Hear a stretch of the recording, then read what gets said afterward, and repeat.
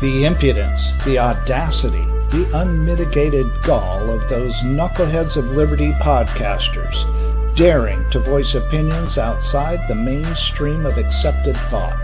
Listen if you dare. It's angry, it's funny, it's even sometimes sad, but it's always based on freedom and justice, as you will see. Here's our host, Jason McPhee. Welcome to the Knuckleheads of Liberty. We're coming at you on February 6, 2023. So we have a special show for you today, part of our series on libertarians in public office. And so we're going to be going into Iowa today to talk with Dr. Thomas Laehn, who is the Greene County attorney. But before we get into that, let me introduce you to our panel. In our upper left-hand corner, we have Leon, the word Brathwaite, last word in Liberty. He is a retired engineer in the state of California. Upper right-hand corner, we have our screaming eagle of freedom, Tim Everett. He is a pilot in the state of California. My lower right-hand corner, we have our guest, Tom Laehn. My name is Jason McPhee, and I'll be your host today. James, our invisible hand, can you bring up the visual? I just wanted to let people know exactly what we're talking about. So we're going to Iowa today to talk with Thomas, and you can see here that's right smack in the middle of the country. So it'd be a great perspective to get from Thomas. Thomas has been, he is the he is the Greene County attorney, and so here is the page where you can find out a little bit more about him. He is also an author, too, of a book, Pliny's Defense of Empire. You can find that on Amazon. So, Thomas, do you want to tell us a little bit about yourself, sort of how you decided to run for office and maybe a little bit about how you discovered liberty? Yeah, definitely. Thank you very much for having me this morning. Yeah, I grew up in a little town called Allison, Iowa, arguably the most rural county in the state of Iowa, Butler County, Iowa. It's the only county left in the state without a single stoplight. That's the one claim to fame for Allison, Iowa, and Butler County. It was the county seat with 1,000 people, but then left the state for 10 years, got a master's degree and PhD in political science. Was a visiting research fellow at Hebrew University in Jerusalem before teaching at a little public university down in Louisiana, McNeese State University in Lake Charles, Louisiana, where I taught courses in political philosophy, American politics, and constitutional law. But I wanted to get back to rural Iowa, and I thought law school would be a good path back to rural Iowa, whereas nationwide, there's a surfeit of attorneys. There's more attorneys graduating from law school than there are jobs. There's a real shortage in the rural areas of our country. And so I knew if I went to law school, there would be job prospects in rural Iowa, and stars aligned. I graduated law school and almost immediately thereafter ran for Greene County attorney. Most states call it district attorney. In Iowa, we call it a county attorney. Ran and won as a libertarian, making me the only libertarian to hold an elective partisan office in the state of Iowa. Wow. And I was recently reelected this last November. I'm still the only libertarian to hold an elective partisan office in the state of Iowa. So my election 5 years ago wasn't the cutting edge of the overthrow of the two-party system that I envisioned, but I'm still very, very proud to serve the people of Greene County as their county attorney, but also as a libertarian. So what does the county attorney do? I mean, what is your job? I wear two hats. First, I'm responsible for prosecuting all crime that occurs within the four corners of the county. No crime can be prosecuted, no one can be indicted in Greene County unless I approve that indictment and proceed with the prosecution. And then my office is responsible for prosecuting the case. Secondly, I am the county's attorney. So anytime the county is buying or selling property, anytime the county is entering into a contract, I serve as the county's attorney and provide the other elected officials in the county with legal advice. If the county is sued, do you act as their attorney also? Yes, I do. Okay. as a libertarian, how do you bring the philosophy to office? Is that something where you see things slightly different than if it were, say, a Republican there in Iowa? The short answer is yes. On a day-to-day basis, probably not. Being a prosecutor requires good judgment, and I think that's not necessarily a partisan affair. It's just a matter of whether or not a person has good judgment. There have been times, however, where my understanding of the Constitution, my understanding of the fragility of our constitutional system has definitely had an effect on how I've conducted myself in office. Just one example, the one issue that got me some notoriety and press coverage in Iowa was the stance I took on Biden's vaccine mandate, which from the very beginning I said was unconstitutional, and I said I would refuse to implement it in Greene County. The mandate purported to apply to any employer who had more than 100 employees, which would have included Greene County. We have more than 100 employees working for Greene County. And under the mandate, we were facing huge fines, at least $13,000 per violation, up to $130,000 per violation, which could be construed as meaning per employee per week. And the federal government was saying that if we didn't follow this mandate, they would essentially bankrupt the county. It was just shocking to me that the federal government would basically wage war on another layer of government. And I believed it was absolutely unconstitutional and made a very strong stand that I would resign from office before I would play a role in the implementation of that mandate. That's awesome. I know on the private side of things, the groups like the Daily Wire and others stood up to that and I guess challenged them in court. So did you actually have to challenge them in court, or did it just sort of blow over, at some point? So I was in conversation with some other county attorneys in the state, and we contemplated joining the litigation. As far as I know, I'm the only county attorney who actually took a public stand. But there were conversations behind the scenes about engaging in that litigation. The state of Iowa joined the litigation, and we basically decided it was best to kind of piggyback off of that, not to expend county resources to duplicate efforts. Although if we thought we could add something beyond the arguments being made by the state, I think it's something we would have pursued. Well, just curious too. One of the questions I sort of threw it in at the beginning, but it's one of these things we always like to ask our guests because it's how somebody sort of discovered these ideas in liberty is not the same for everybody. We certainly don't get it from our public education. That's so because of that, it's one of those things we like to share with our audience so that they can kind of hear what your journey was to liberty. Was it just through higher education, or did you find out this about somewhere else? No, it really was through my study and training in political science. I had the great privilege of spending roughly 8 years of my life reading and studying and teaching the political philosophy, the ideas underlying our system of government. I studied philosophy and history and really developed an appreciation for a number of things. One, how fragile our constitutional system really is and how anomalous free societies are in world history. That what we've inherited is really quite special, especially comparing the history of America to the history of ancient Rome, which was really the focus of my studies as an academic. How Rome had this historical evolution from tyranny to a republic and then back to tyranny. And I really believe that we're on that same historical arc, that we overthrew a king to establish a free government, which one would have to go back literally centuries in the Western world to find free government. And now I fear we're back on that descent toward tyranny. And I'm not an alarmist. I'm actually a very moderate in my worldview and my philosophy and my ideas. But my objective reading of history and my objective kind of awareness of what's happening in our country today really leads me to the conclusion that we are tending back toward tyranny in the United States. Yeah.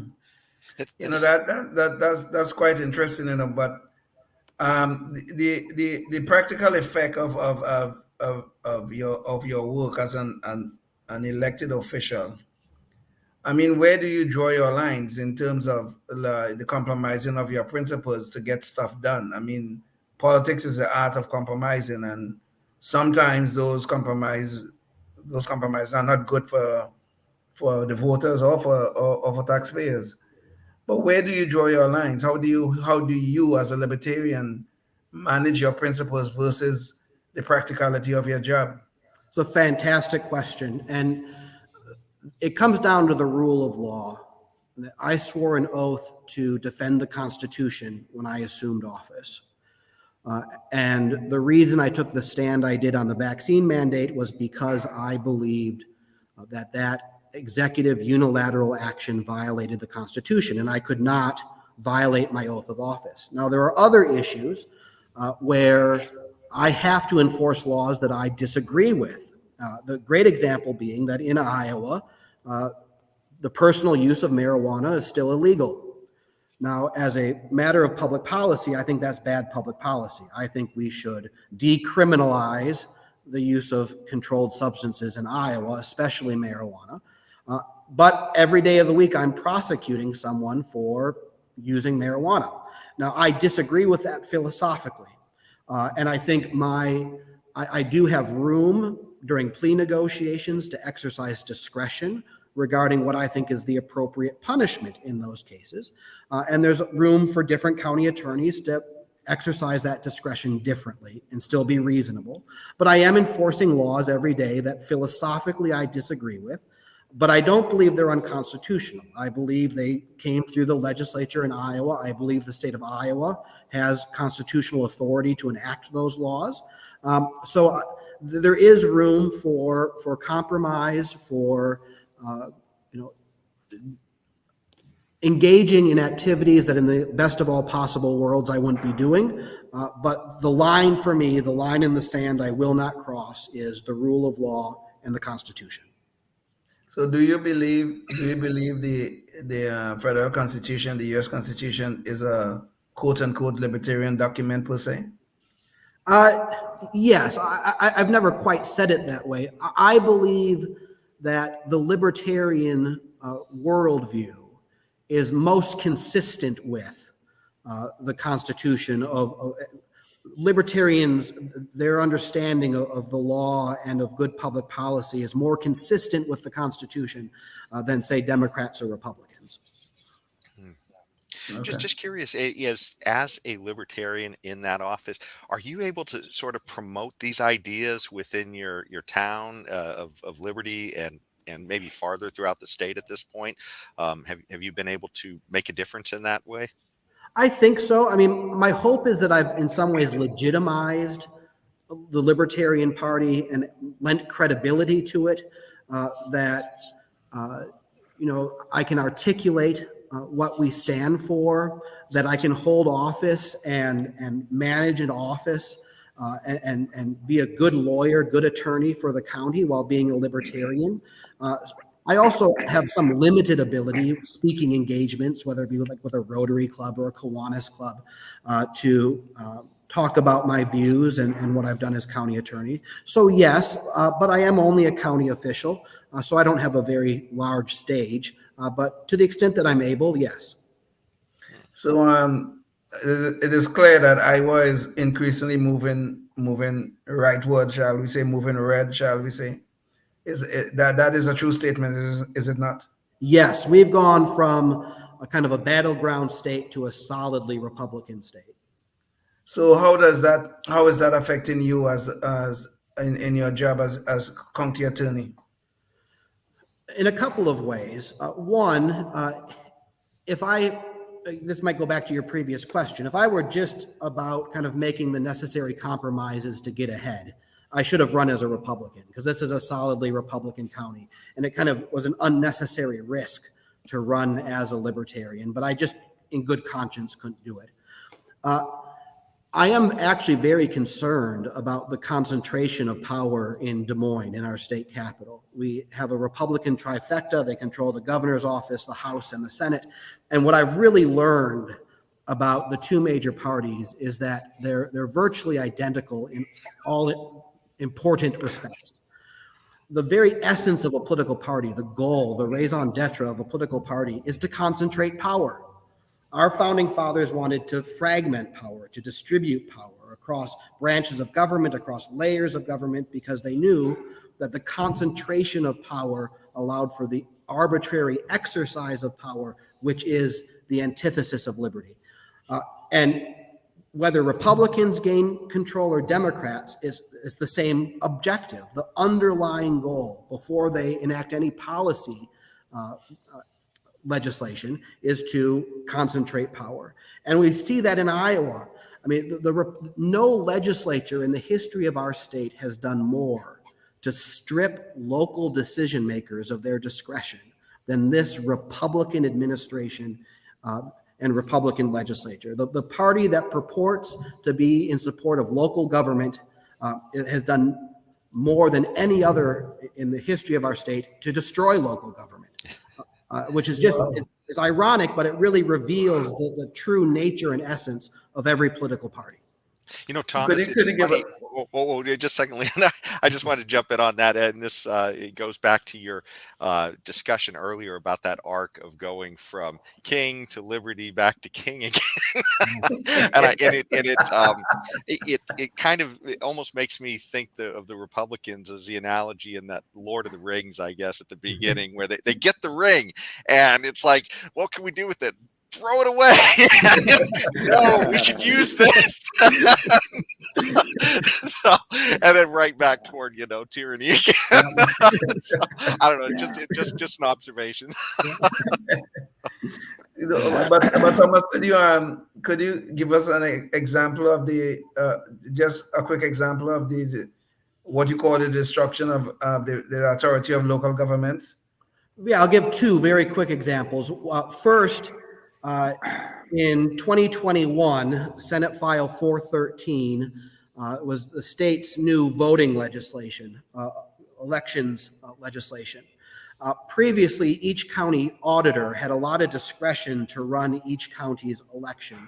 And the state came in and is now really micromanaging elections at the local level in ways that are just absurd. So, for instance, if we have a ballot drop box where voters drop their ballots in a box that's not attended by an elections employee, that ballot box now must be under video surveillance 24/7 and must be emptied 4 times a day, 7 days a week.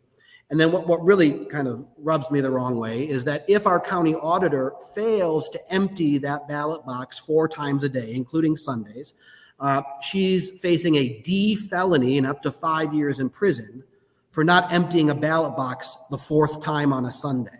I mean, that sort of micromanagement from the state level is just preposterous. Also, county auditors used to have discretion to have satellite voting places where individuals wouldn't have to come to the county courthouse to vote. They could go to little community centers or churches or whatever around the county to vote. And the auditor had independent discretion to set up those satellite voting places.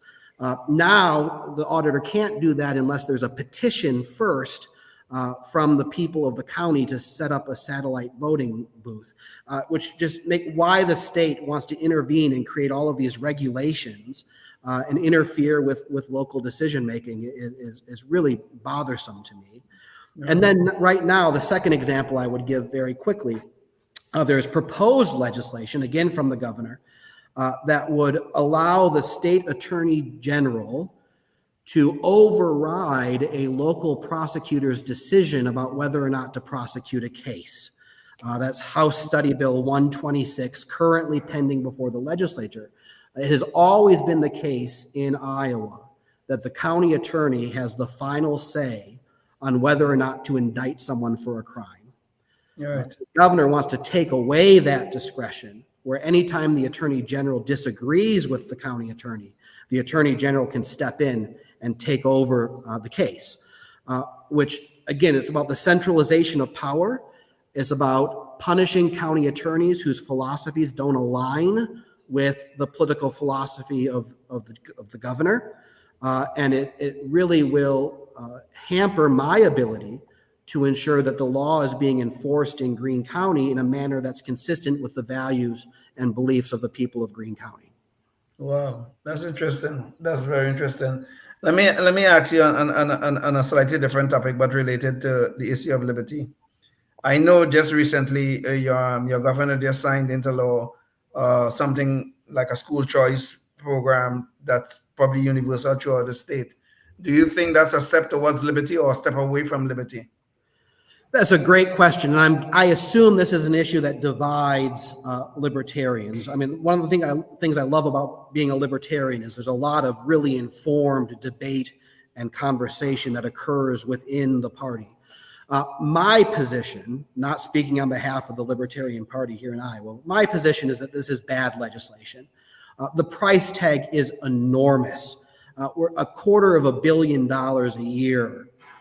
It's essentially a voucher program.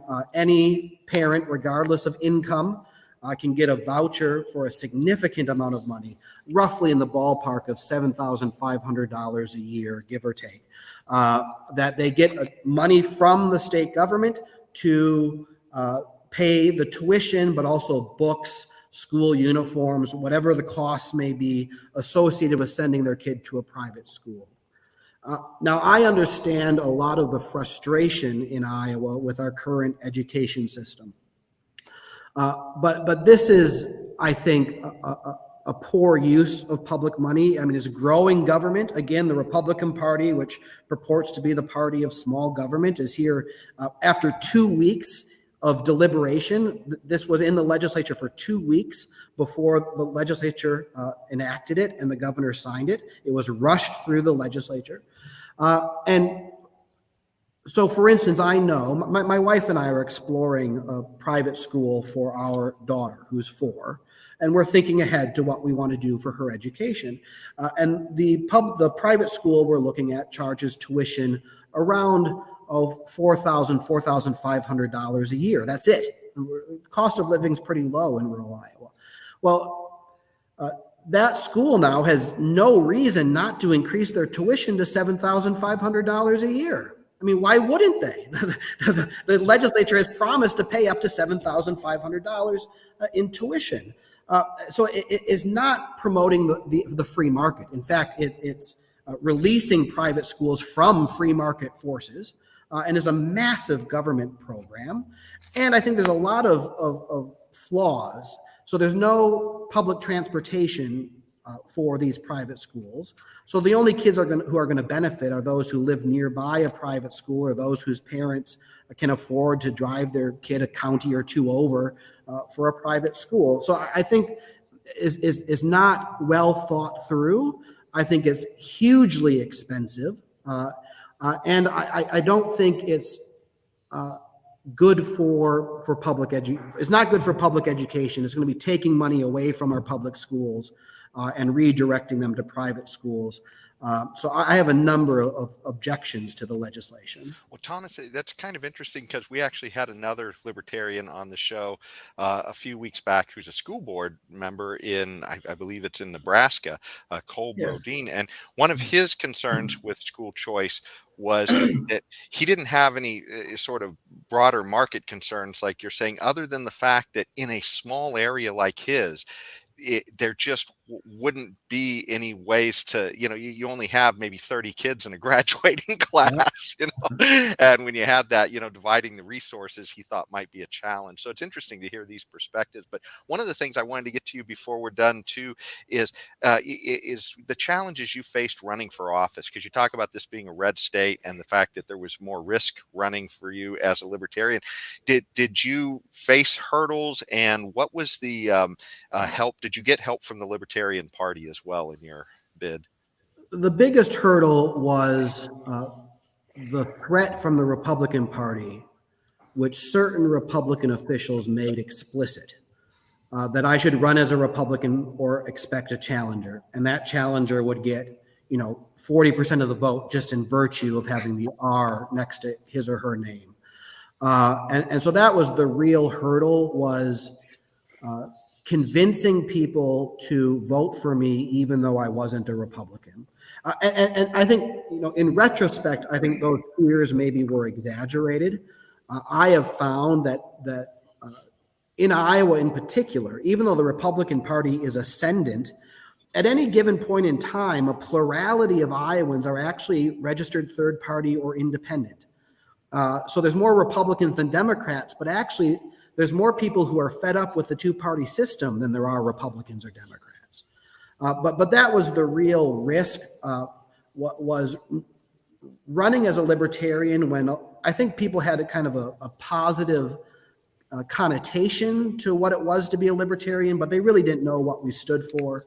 And to kind of help present myself to the public, explain what I stood for, that was the biggest hurdle. I got a lot of moral support from the Libertarian Party. I did not get any funding or financial support from the Libertarian Party. Okay. And I guess this does bring up the question too, do you have sights for future office beyond Greene County Attorney in Iowa, or is this sort of a, thing where you want to stay in law, or do you have political sights farther than that in the future? The honest answer is I don't know. I just won re-election. From day one, I told my supporters in the community I was planning to run for 2 terms, and then I was going to reevaluate things. And that's something my wife and I are already doing. I think that there's a lot of options, possibly running for a different office, possibly going back to academia and teaching, or maybe running for re-election as county attorney. Kind of everything's on the table right now as my wife and I decide kind of what's best for our family, and kind of explore what the future might hold. We're almost to the end of the show, and I guess there's one real quick question I wanted to ask you, just because you had a successful run and you didn't get much funding. Any thoughts on roughly, if somebody were thinking of running for a similar thing, how much roughly would they have to spend out of pocket themselves? And any last thoughts you'd like to leave the audience with at the end of the show? Sure. I would really encourage anyone considering running for a local office as a libertarian to run. I think the only way the Libertarian Party will ever be successful is if we have a 2-pronged approach, where we are fielding candidates at the local level who can gain experience and maybe start working their way up to higher office. But also we need to be running candidates for president and governor, Senate, so that we have that name recognition and that visibility more generally, even though if at this time those candidates' prospects are dismal. I think to run for a local office, you don't need a lot of money. You will need to invest some money up front. I think, initially my wife and I made, the amount of money we contributed up front to my campaign was in the hundreds of dollars, not in the thousands. But then we did some aggressive fundraising. We really aggressively went out, spoke to groups, requested money, and we raised quite a bit of money that way. But I think at a local race, especially in a rural area, a person can get elected without being rich. It's definitely doable. Well, thanks. And in that note, I think we're going to have to let it go, but that's a great point to make, that, hey, this is accessible to a lot of people if you're interested in trying this. But thanks so much again, Thomas, for joining us. We're going to have Thomas on another show to talk about more specifics about Iowa. But thank you all for watching, and we'll see you at the next one. Until then, stay free. Yes, indeed. Thank you. Life, liberty, and the pursuit of happiness, always and forever. Thank you for listening to the Knuckleheads of Liberty podcast. Find us on Facebook, Rumble, YouTube, your favorite podcast network, and at knuckleheadsofliberty.com.